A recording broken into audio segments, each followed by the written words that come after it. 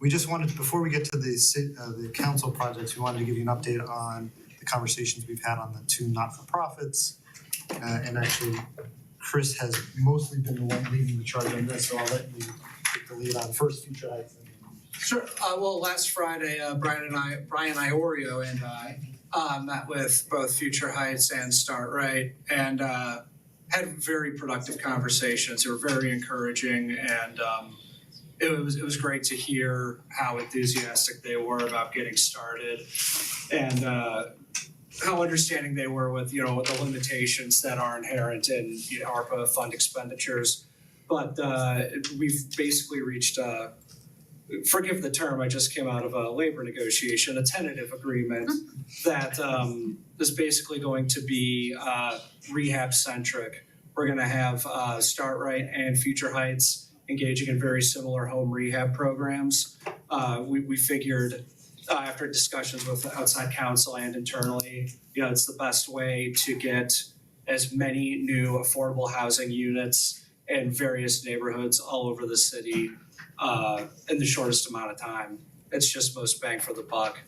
And it's going to, we think, and are hopeful that it's going to go a long way towards developing a more sustainable community development corporation environment within the city. So we're very enthusiastic about it as well. So for Future Heights, it's pretty straightforward because that was their program to begin with, so an agreement being worked on with them.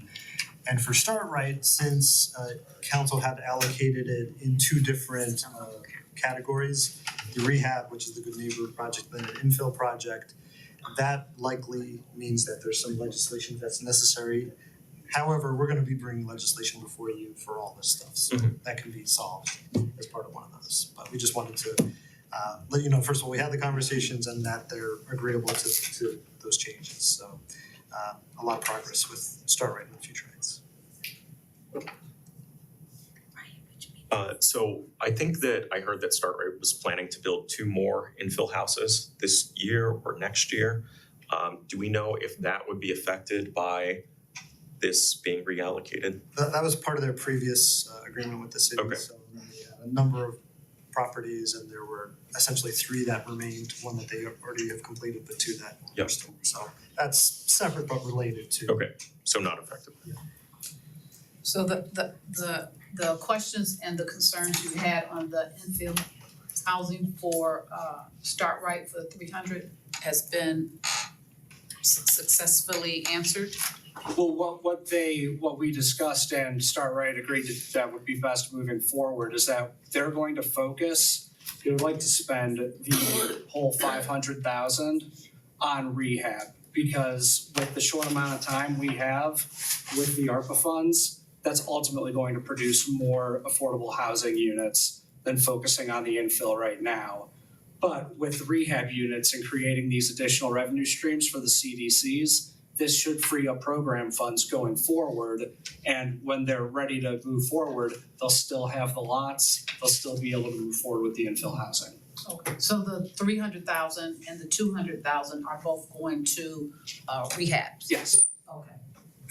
And where are the units that they're going to rehab coming from? So those are going to be through the cities list. I forget the acronym. RFEI, and they'll be scoping the private market for opportunities as well. So they're not going to be relying entirely on the RFEI units. And just so I understand this, the money they make, for lack of a better, I don't know if it's going to be a profit or just break even, but then they'll turn around and take that money and do. They'll have to reinvest it, so it'll be program income under ARPA. So it'll be reinvested in the projects. By contract, I mean, that's what they have to do. By federal law, yeah. Okay, got it. But the good thing is that we believe now with both of these CDCs on board that it can move out of the revenue replacement category and back into bucket 1. So that helps free us up. Because the infill would have been a challenge if we had continued to go. So that's almost like doubling the housing market far as rehab, with both of them working on the same. Yeah, both $500,000 each. Yeah. Okay. So now we get to